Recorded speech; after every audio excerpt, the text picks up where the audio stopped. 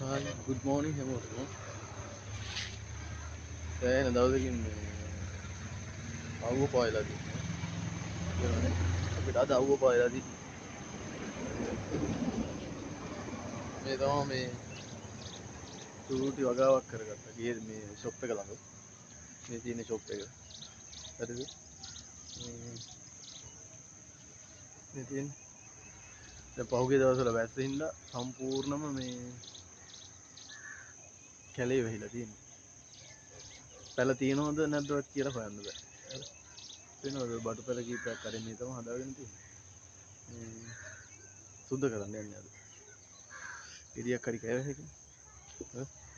තනිකරම කැලේ තියෙනවා. අද සුද්ධ කළා දාන්න.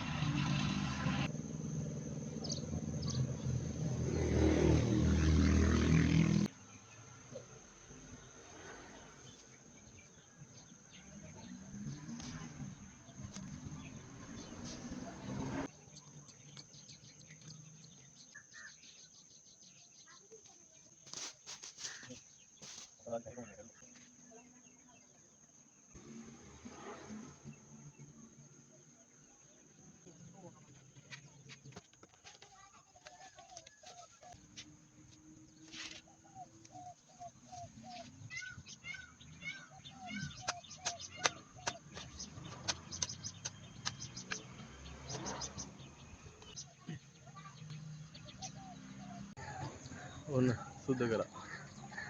එතන කැලේ තිබ්බ ටික කොහොමද කියලා දැන්. අතින් ගැලෙව්වේ නැත්තම් පැල වලට දැනෙන්න කියනවා.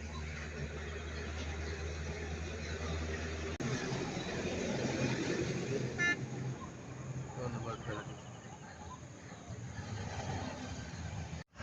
අපි පැලයකට ගහකට පොලකට එයාලට අවශ්‍ය දේවල් වතුර ටික පොහොර ටික දෙනවා කියලා කියන්නේ රිටර්න් එක දෙනවා අනිවාර්යෙන්ම. ඔය තියෙන පැණිපූල් වල මේ පැණිපූල් ගෙඩියක් හැදිච්ච එක. මේ තව මේ බටු හැදෙන්න පටන් ගන්න ඉන්නේ දැන්. ඔය පේන මේක දෙක හැදෙන්නේ තාම. මම දැන් මේ මෙතන මේ ඉඩම අරගෙන මාස 5ක් විතරනේ. ඔය මාස 5ට ඉතින් ඔය ගත්ත ගමන් බිම හදලා මේ පැල ටිකක් දැම්මේ. ඔය වැස්සනේ පහුගිය දවස්වල සාත්තුව හරියට උන්නේ. ඒ හින්දා ටිකක් පරක්කු නැත්තම් මේ වෙනකොට කඩන්න පුළුවන් ඔය මල් තියෙනවා. පිනන්නේ මල්. ඔය තියෙන බටු ගස්වල මල්. මේ මිරිස් පැලයක් තියෙනවා. මේ මෙතන මිරිස් පැලයක්. මේ තියෙන්නේ මේ තක්කාලි පැලයක්. මේකේ පොඩි කේස් එකක් තියෙනවා. දැන් මේ මෙතන මේ පැලේ හැදිලා තියෙන තැන කව වෙලා තියෙන්නේ. ඒ හින්දා මේ ඒක හේ ගිහිල්ලා තියෙන්නේ මේ පැලේ. ඒක හැදෙන්නේ නැහැ. ඒකනේ කියන්නේ ඉරේලිය අනිවාර්යෙන්ම ඕන පැලවලට. අපි ඔය කීවට මේ තියෙන අනිත් තක්කාලි පැලේ. ඈ කියනවනේ.